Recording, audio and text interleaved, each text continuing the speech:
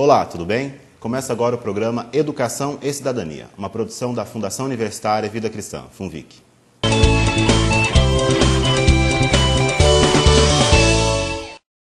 Neste período do ano, começam as divulgações dos aprovados nos vestibulares. Um momento de muita festa para aqueles que conseguiram realizar o sonho de passar na universidade. Agora, uma nova etapa de vida os espera. Muitos mudam de cidade, terão que morar sozinhos ou em repúblicas e farão novos amigos. Desafio que esses jovens tiram de letras. Mas o que para eles é festa, para os pais pode significar o começo de um sentimento de vazio, de perda da cria. Saibam que essa tristeza é comum e muitos especialistas a tratam como síndrome do ninho vazio. No programa Educação e Cidadania de hoje, vamos falar com a coordenadora Margarete de Freitas Paganotti sobre as aprovações dos alunos do ensino médio e cursinho da FUNVIC e com a psicóloga Karina Elisa da Costa, para saber como os pais devem lidar com a saída dos filhos de casa. Karina, obrigado pela presença aqui no programa Educação e Cidadania. Eu agradeço o convite. Margarete, obrigado. Também agradeço o convite. Bom, vamos começar então a falar um pouquinho de felicidade, né? A escola está em festa pelas aprovações. Mais uma vez, a Escola da Fundação FUNVIC comprova a qualidade da educação que ela oferece, mantendo um grande número de aprovações. Em 2012, nós confirmamos esse trabalho e com uma contagem parcial de 134 aprovações até o dia de hoje. Margarete, a gente vai falar um pouquinho mais lá para frente sobre os aprovados. Mas antes disso, Karina, a gente vê que é um momento de festa para os adolescentes, para os jovens, né? Eles estão comemorando as aprovações dos vestibulares, muitos já estão arrumando as malas, já estão partindo de casa.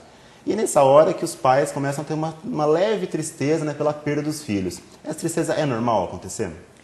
É normal, porque está mudando a rotina dos filhos, mas por consequência também está mudando a rotina dos pais, né? Os pais estavam acostumados a ter o controle da vida dos filhos, eles estavam acostumados a saber o horário que o filho chega, o horário que o filho sai, aonde que o filho está em cada momento. E aí, a partir do momento que o filho sai de casa, vai morar numa outra cidade, né, eles não têm tanto controle assim sobre a rotina dos filhos. E isso dá uma sensação de vazio, de perda do controle, né, desse filho e também uma sensação, às vezes, de que o filho precisa menos dos pais. Né? Karine, qual que é o limite aí entre essa tristeza que pode ser natural, que é natural de perda, e para levar até uma depressão? Qual que é esse limite? Olha, a tristeza nessa situação ela é normal, né? É comum acontecer, então não é tratada como uma doença. Né? É uma situação de mudança para os filhos e para a família, então toda situação de mudança, de novidade, gera algum incômodo, né, emocional. Agora, se a tristeza permanecer por mais tempo, se essa tristeza vier acompanhada de insegurança, insônia, choros frequentes e durar assim por 4, 5 meses, provavelmente essa tristeza está se tornando uma doença, no caso a depressão. Karina, essa síndrome do ninho vazio, né, que remota a questão dos filhos saírem de casa, ela não tem respaldo científico, mas ela acontece e ela é presente em muitas famílias.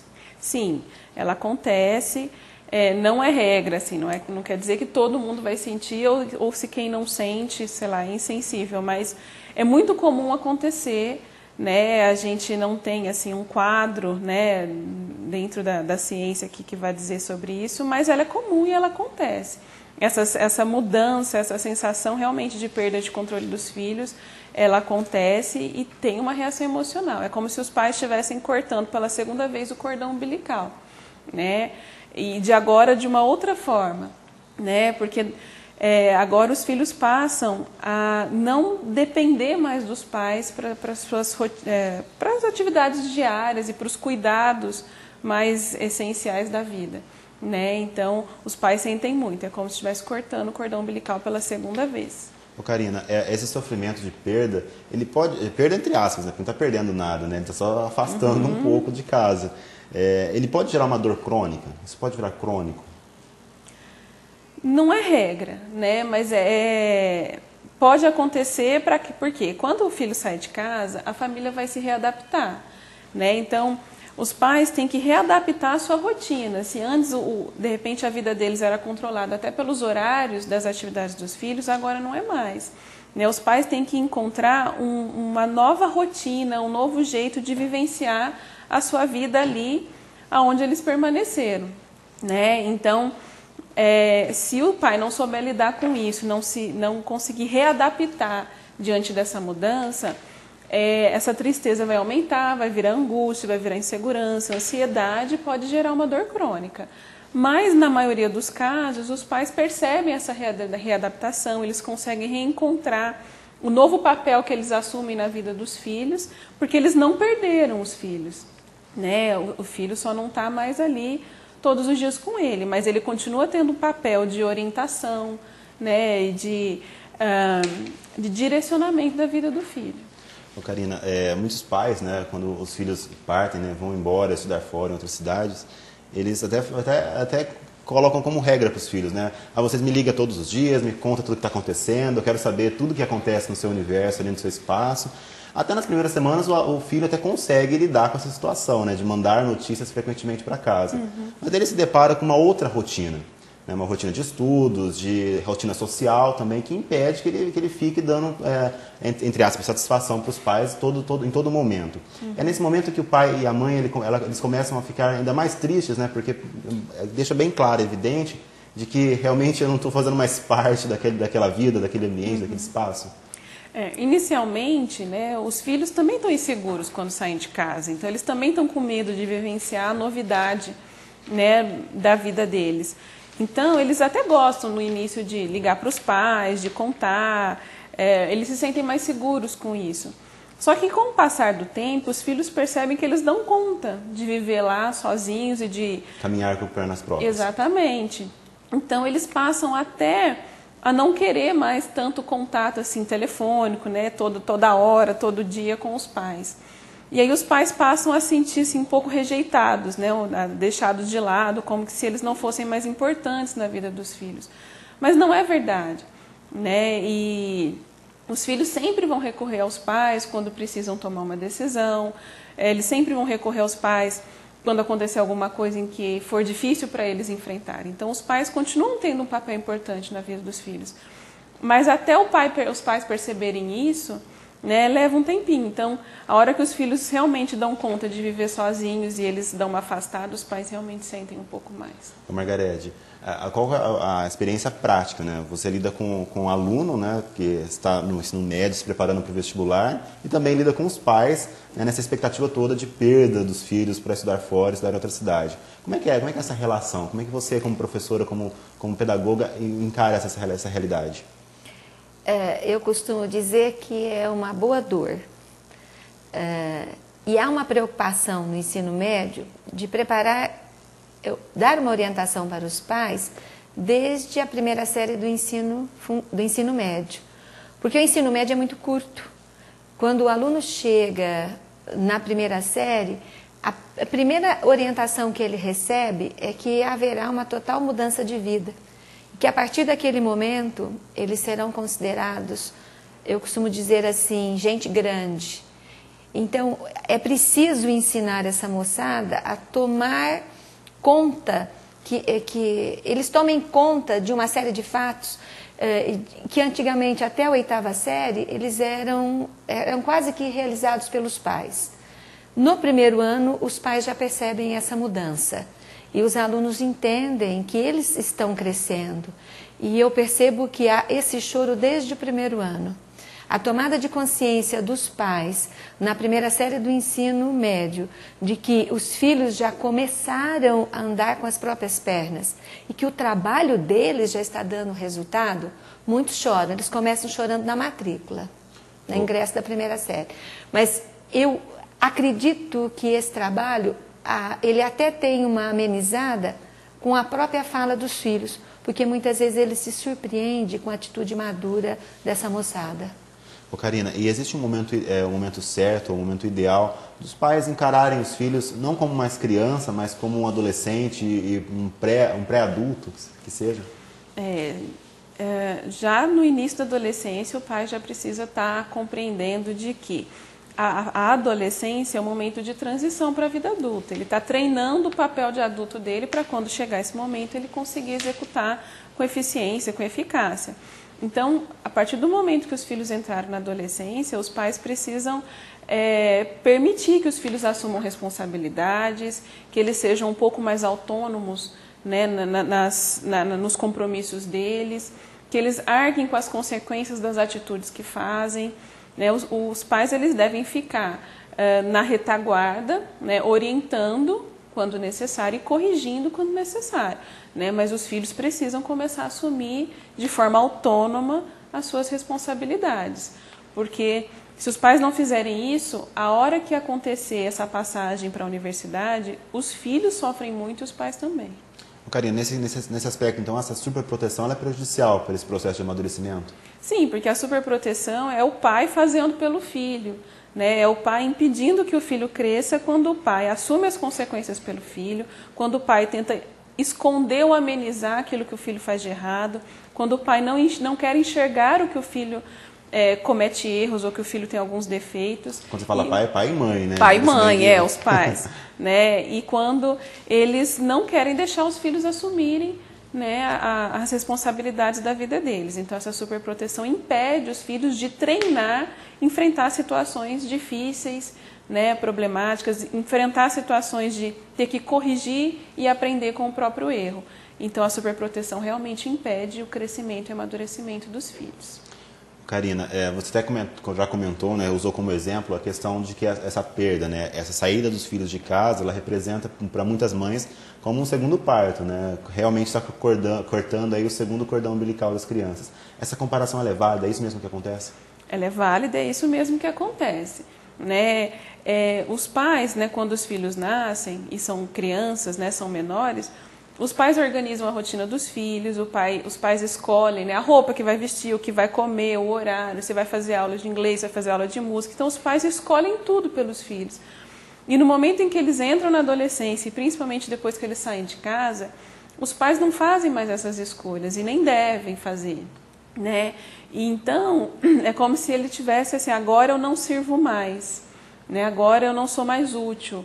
Ou então, para que eu sirvo agora, se agora ele faz sozinho? Né? Então, é como se eu estivesse cortando o cordão umbilical pela segunda vez e agora de uma forma bem mais difícil, porque os pais precisam reencontrar o seu papel na vida desse filho, que não é mais com esses cuidados básicos e com as escolhas que eles têm que fazer. Por outro lado, também esse rompimento desse cordão umbilical de superproteção ele é muito importante e ajuda nesse processo de crescimento, né? Porque a gente vê que muitos adolescentes que saem de casa, que vão morar fora e estudar em outras cidades, que não faziam absolutamente nada em suas casas, né, acabam assumindo responsabilidades que antes não faziam. Né? Então, longe dos pais, eu tenho que crescer por contas próprias. É isso que acontece? É isso que acontece. Né? Eles se veem em situações que antes eles tinham tudo na mão, vamos dizer, né? Eles chegavam em casa, a comida estava pronta, a roupa estava limpa, né? Eles sabiam o caminho de onde eles tinham que ir. Agora não é mais assim, né? Então eles têm que aprender a se virar. Para alguns isso é muito tranquilo, é fácil. Eles, junto com os colegas, eles conseguem adaptar essa nova rotina, mas tem alguns que isso é muito difícil, né? Eles não conseguem de forma tranquila assumir essas novas responsabilidades e às vezes eles querem até voltar para casa. Né? Muitos abandonam a faculdade não porque não gostaram do curso, mas porque não conseguiram sobreviver longe da família e dos cuidados da família. Margarete, falando um pouquinho agora de felicidade, de alegria, com esses resultados que já estão sendo divulgados pelas universidades, mostra que essa felicidade, essa alegria dos alunos, ela acaba contagiando inclusive a família toda, né? É uma comemoração coletiva. Eu acho que o primeiro momento é uma alegria muito grande para o jovem que conseguiu a aprovação, porque essa é uma consequência de um trabalho dele com ele mesmo. Ninguém fez por ele. Ele conseguiu a aprovação. É mérito próprio. E em segundo vem a alegria da família, de todos os envolvidos, as avós curtem pra caramba e a própria escola, porque é vencer uma barreira imensa com uma regra de entrada na universidade. Nossos vestibulares eles são tremendamente desgastantes.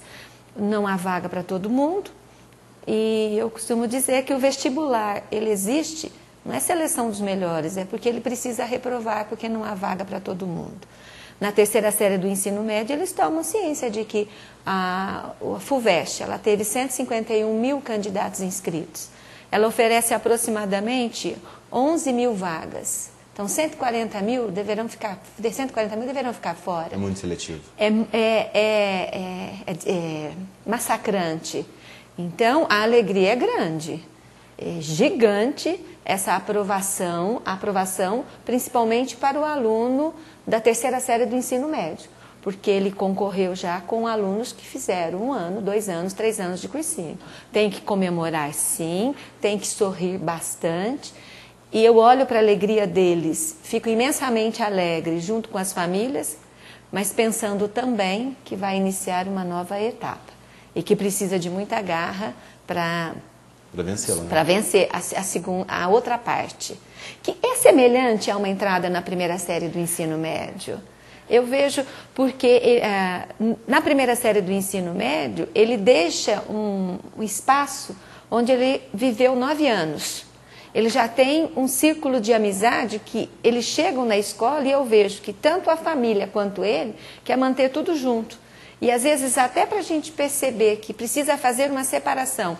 A amizade foi conquistada, o amigo é para sempre, mas é preciso aprender a fazer novos amigos, a enfrentar um espaço novo, a não querer levar do fundamental o grupo formado, mas ele precisa fazer esse rompimento, que já é o primeiro exercício. É o crescimento, né? A gente não cresce sem dor, né? É necessário. E precisa dar um tempo dentro da própria escola, na primeira série do ensino médio, para eles enxergarem que eles são capazes de fazer novos amigos, que eles não estão sozinhos, que não é sentir.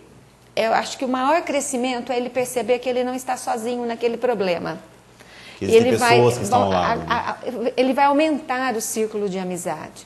Agora, com as aprovações nos vestibulares, o que vai acontecer? Ele vai para uma cidade nova, vai sozinho, ele vai chegar num espaço totalmente novo e com uma rotina completamente diferente, não tendo mais o pai por perto, mas o pai tem que ter, para dar tranquilo, o pai tem que se sentir tranquilo, lembrando que a formação que ele deu para o filho, ele está instrumentalizado e muito bem instrumentalizado. Isso é muito importante, né? Não é porque está longe que vai esquecer tudo aquilo que aprendeu. Não, os valores ficam e por mais que ele não tenha mostrado para os pais que ele aprendeu tudo, que ele sabe se virar. É nessa hora que ele vai mostrar. É nessa hora que ele mostra. Como eu digo, para os professores do ensino fundamental, eles realizam um trabalho espetacular, que nós do ensino médio é que colhemos esse fruto.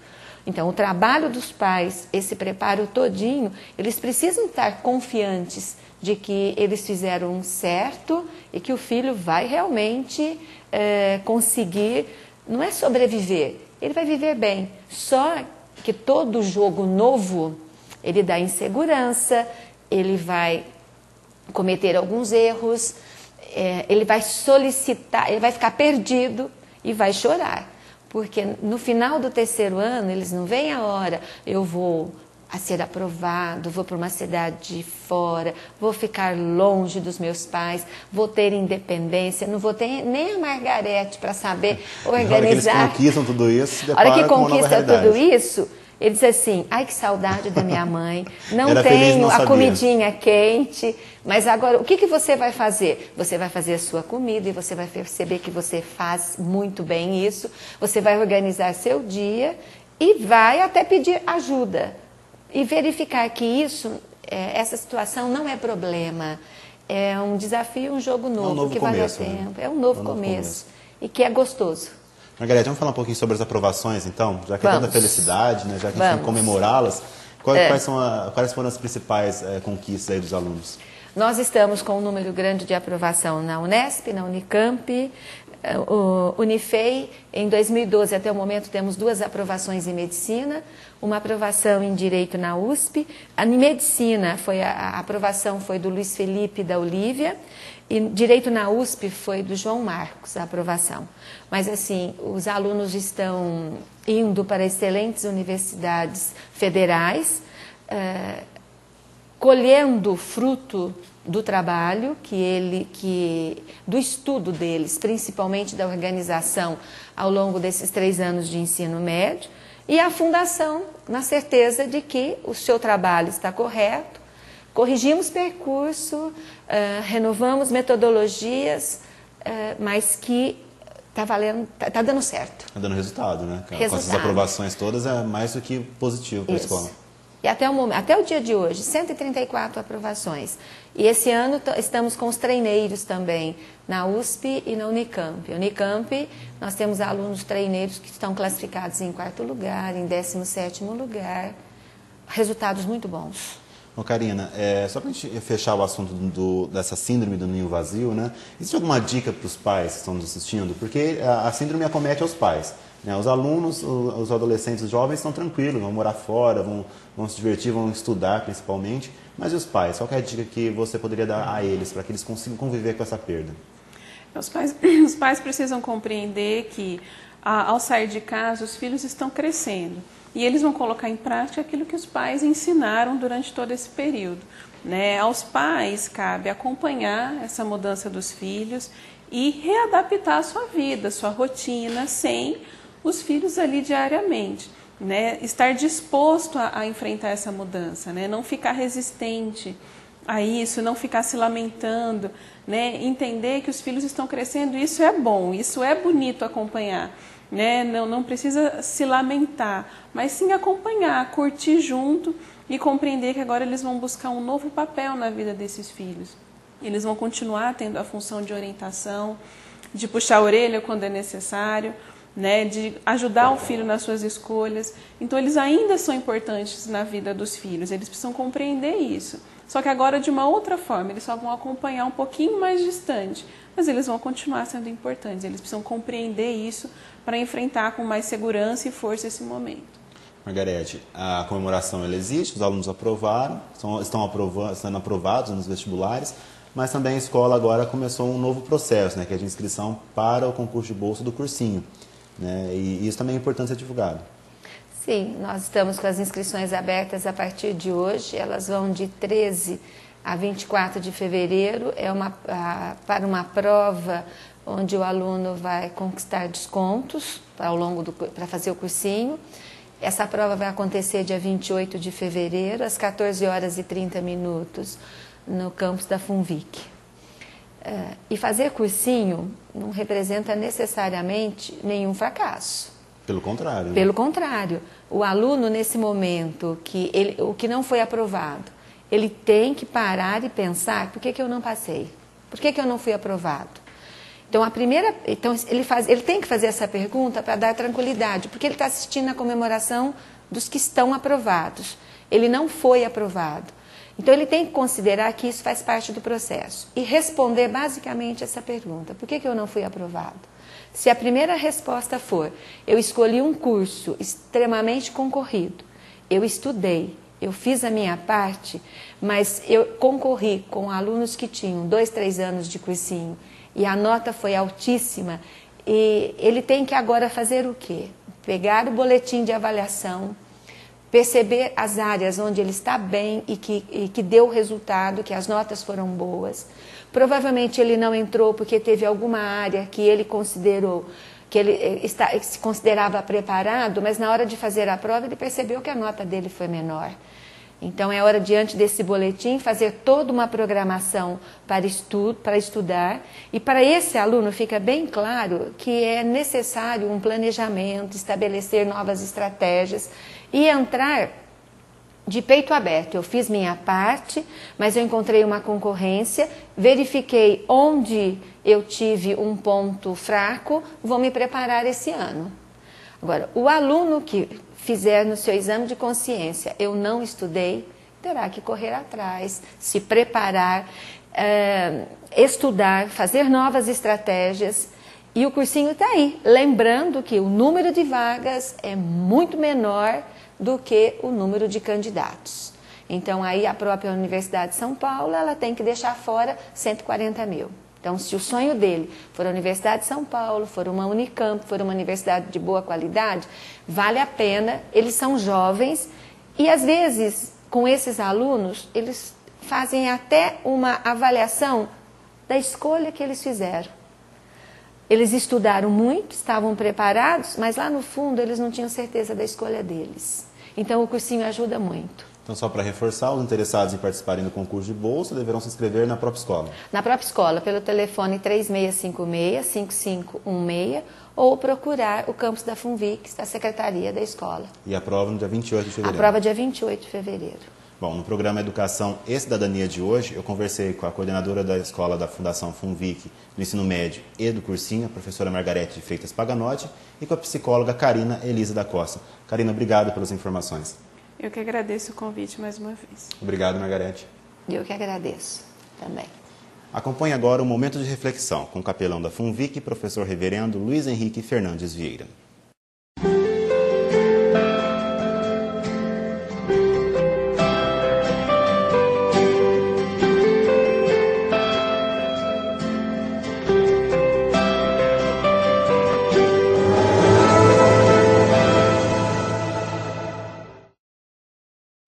Olá, bem-vindo a mais um momento de reflexão. É sempre um prazer estar aqui com você para juntos partilharmos aquilo que a Palavra de Deus tem a nos dizer sobre as diversas áreas da nossa vida. Hoje nós vamos falar um pouco sobre esta questão, este problema que já ouvimos aqui sobre a síndrome dos lares vazios. E nós temos essa síndrome acontecendo, principalmente na família daquelas pessoas que estão vendo os seus filhos passando em vestibulares, às vezes, não somente nisso, mas também quando os seus filhos estão casando-se, estão formando uma nova família, e nós temos muitas famílias que depois de um longo tempo de vida em comum, eles têm perdido o desejo, eles têm perdido o compromisso de continuarem juntos a sua história. Eu acredito que grande parte deste problema é porque muitas famílias têm se esquecido do propósito que os levou a se juntarem para formar uma nova família. Muitas pessoas deixaram o compromisso de se amarem, deixaram o compromisso de viverem apaixonadamente por causa das responsabilidades que assumiram dentro de uma nova casa.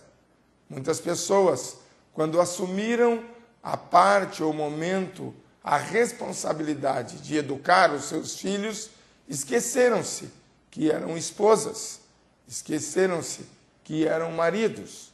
Muitas pessoas preocupadas com o sustento de seus lares, com o sustento de seus filhos, não somente a casa, não somente a alimentação, mas a educação, o vestuário, são tantas as preocupações que as pessoas perderam o sentido maior, o sentido do amor, o sentido da consideração, o sentido do desejo, o sentido verdadeiramente da paixão.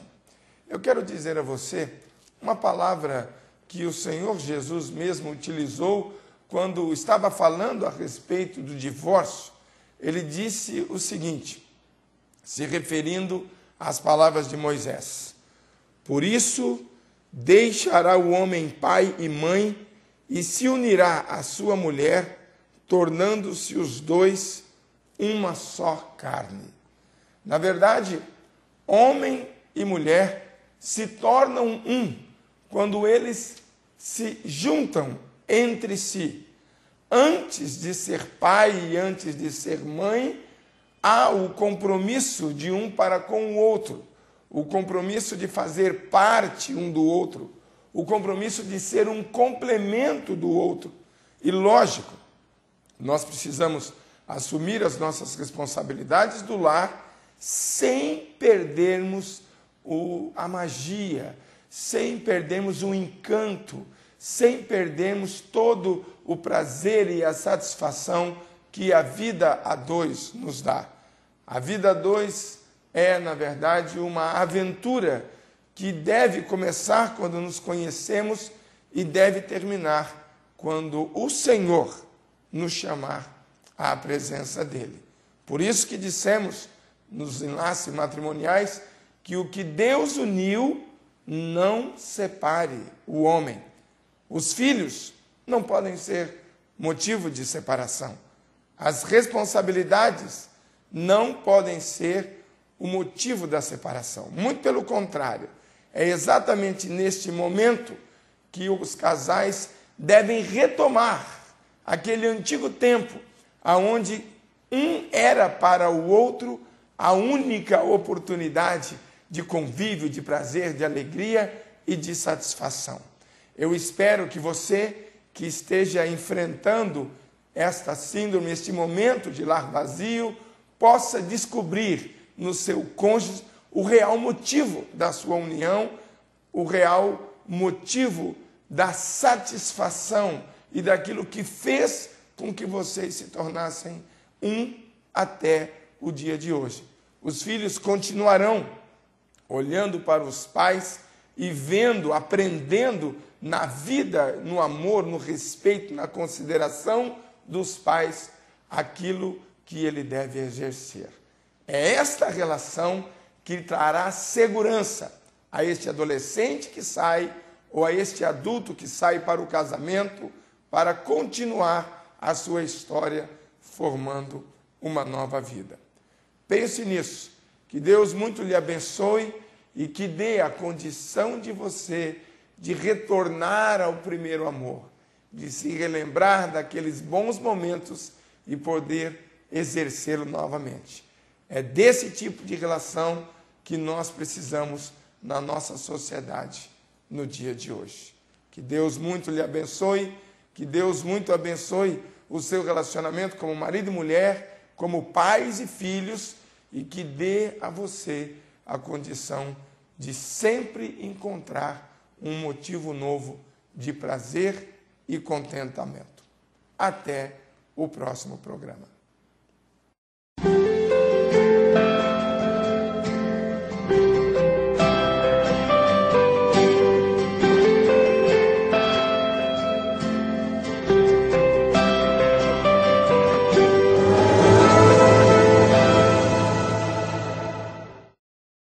O programa Educação e Cidadania fica por aqui. Lembre-se, você pode participar do nosso programa e ainda acompanhar as entrevistas na íntegra pela internet através do site www.funvic.org.br.